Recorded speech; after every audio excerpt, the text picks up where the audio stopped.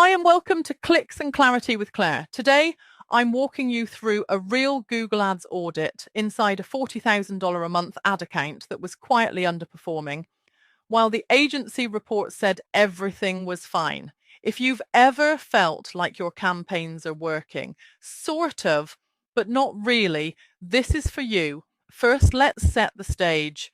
Tom runs a medical equipment business. It's business to business, high margin, customers who reorder. He should easily have been winning with Google Ads.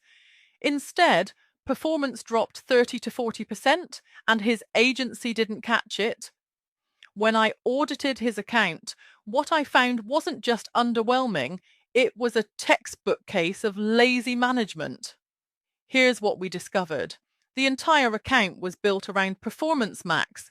That's Google's automated campaign type that mixes search, shopping, display, YouTube, and more. Now, in theory, Performance Max sounds great, but in practice, especially in business to business where conversions are lower volume but higher value, it often fails. And in Tom's case, it did exactly that. He wasn't showing in the top search ad results. When I searched for his products, competitors dominated both the shopping carousel and the top search ad spots. Tom's business tucked way down the page, if it showed at all, and that's the first problem, visibility. So now let's talk results. One of his campaigns had spent over $16,000 and brought back just $2,600 in return. That's not underperforming. That's seriously losing money. Another campaign delivered 12 times return, but had barely any spend. This is what happens when you rely on automation with no strategic oversight. Next, here's another red flag. The change history.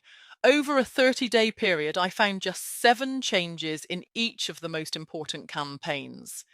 Things like budget up, budget down, or a 15-minute change to the ad schedule. Not meaningful optimizations, just noise. I also looked for negative keywords. These are critical in any serious account. There were almost none.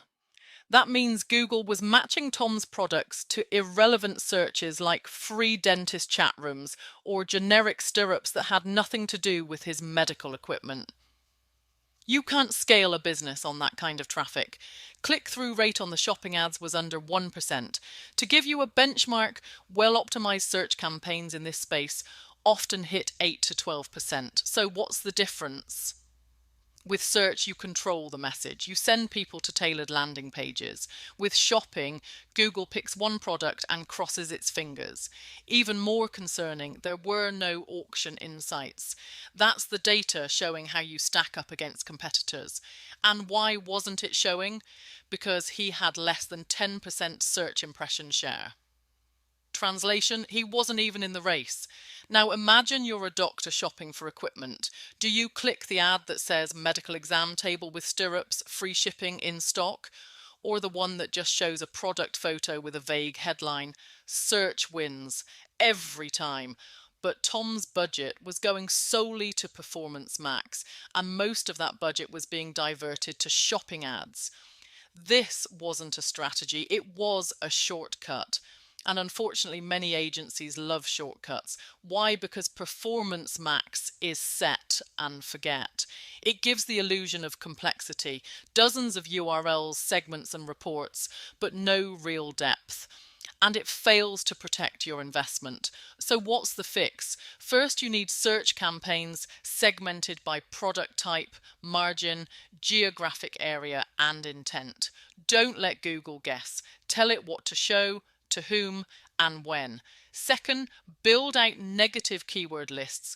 We add 500, 1,000, even 3,000 terms in some cases. Third, rebuild landing pages where needed.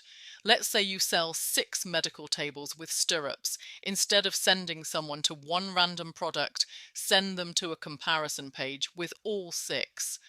Now they're informed, in control, and more likely to buy. Fourth, rethink your reporting. Don't just look at return on ad spend in bulk.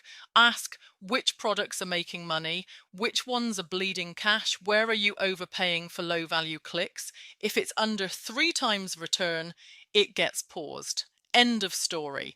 Finally, zoom out. This isn't just about ads, it's about how your brand is showing up. Are you at the top of the page? Do your reviews show? Is your return policy visible? That's what buyers see and trust before clicking. So here's the clarity. If your agency can't tell you what changed this week, what they tested, and what they're doing next, it's time for change. Tom's account had serious potential, but it needed a rebuild, not a report. That's it for today on Clicks and Clarity with Claire. Thanks for listening. Bye for now.